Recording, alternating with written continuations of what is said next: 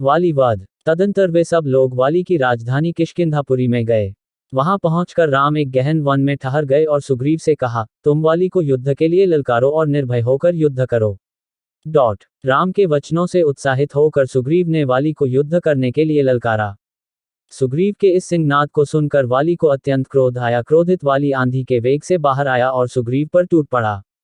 वाली और सुग्रीव में भयंकर युद्ध छिड़ गया। उन्मत्त हुए दोनों भाई एक दूसरे पर घूंसों और लातों से प्रहार करने लगे। श्री रामचंद्र जी ने वाली को मारने के लिए अपना धनुष संभाला, परंतु दोनों का आकार एवं आकृति एक समान होने के कारण वे सुग्रीव और वाली में भेद न कर सके। इसलिए उन्होंने बाण छोड़ना स्थगित कर दिया। वाली की मार न सह सकने के कारण सुग्रीव ऋषिमुख पर्वत की ओर भागा।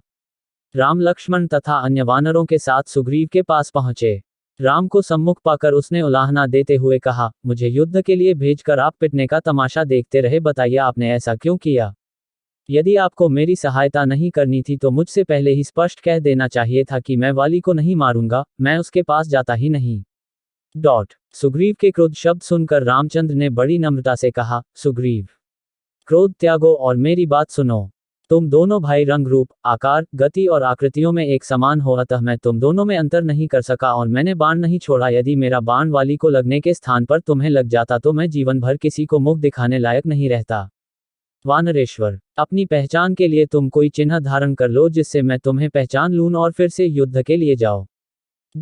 इतना कहकर वे लक्ष्मण से बोले, हे लक्ष्मण, यह उत्तम लक्षणों से युक्त गजपुष्पी लता फूल रहे हैं, इसे उखाड़कर महामना सुग्रीव के गले में पहना दो।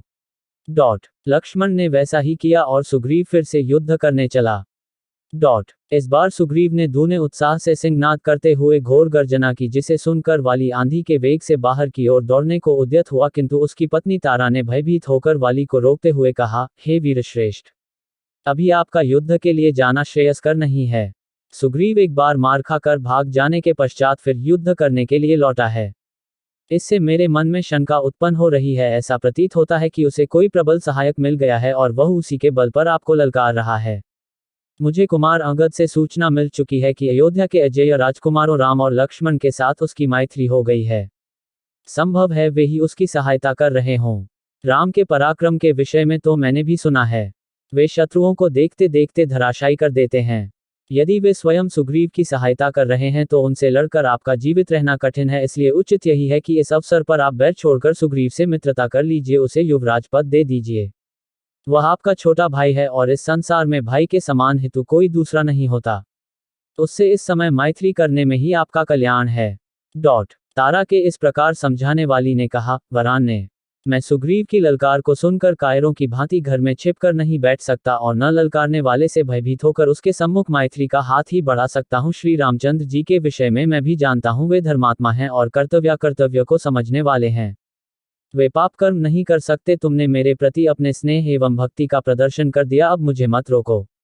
मैं सुग्रीव का सामना अवश्य करूंगा और उसके घमंड को चूर चूर कर डालूंगा। युद्ध में मैं उससे विजय प्राप्त करूंगा, मगर उसके प्राण नहीं लूंगा। यह कहकर वाली सुग्रीव के पास पहुंचकर उससे युद्ध करने लगा। दोनों एक दूसरे पर घूंसों और लातों से प्रहार करने लगे। जब राम ने देखा कि सुग्रीव की शक्ति क्षीण होते जा रही है तो उन्होंने एक विषधर सर्प की भांति बाण को धनुष पर चढ़ाकर वाली को लक्ष्य करके छोड़ दिया। टंकार ध्वनि के साथ वह बाण वाली के वक्ष में जाकर लगा, जिससे वह बेसुध होकर पृथ्वी पर गिर पड़ा।